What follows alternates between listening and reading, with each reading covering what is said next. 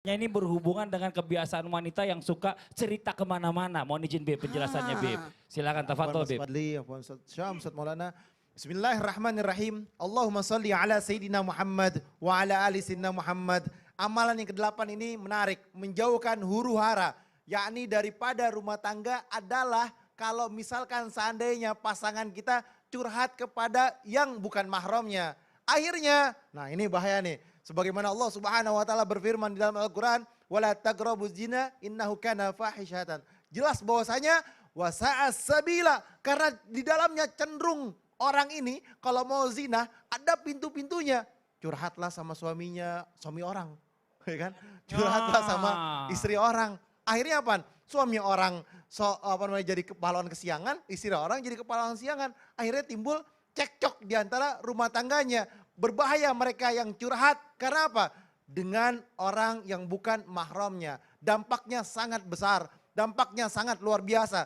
Bisa membongkar daripada aib di dalam keluarganya. Karena apa? Terjadinya penceritaan atau cerita yang diceritakan. Oh, suami saya begini, kerjaannya begini, oh istri saya begini. Keburukannya diungkapkan, keburukannya dikasih tahu. Akhirnya apa? Akhirnya awalnya cerita. Awalnya curhat-curhatan, lama-lama ketawa-tawa, timbullah kemaksiatan. Dibukalah daripada celah pintu syaitan untuk apa? Mengganggunya, menggodanya, timbulnya perzinahan kecil. Apa perzinahan kecil? Akhirnya timbul ketemu, akhirnya timbul rangkul-rangkulan. Summa na'udzubillah. Akhirnya inilah gerbang perbuatan maksiat yang akan terjadi besar. Ini adalah gerbang menuju kepada perbuatan dosa. Karena apa? Karena inilah pintu yang ditakuti. Awalnya bicara, ngobrol, senang, akhirnya curhat-curhatan, akhirnya timbulnya yang tidak baik. Kalau mau cari curhat, carilah kepada orang yang alim, orang yang soleh, orang yang dekat dengan Allah Subhanahu wa taala. Kalau misalkan mereka laki-laki, cari ustadz yang soleh, yang alim, yang dekat sama Allah. Kalau perempuan cari ustazah, yang alim, yang muallimah, yang dimana dia itu dekat dengan Allah Subhanahu wa taala, bisa terjaga. Nanti dinasihatkan dengan nasihat agama.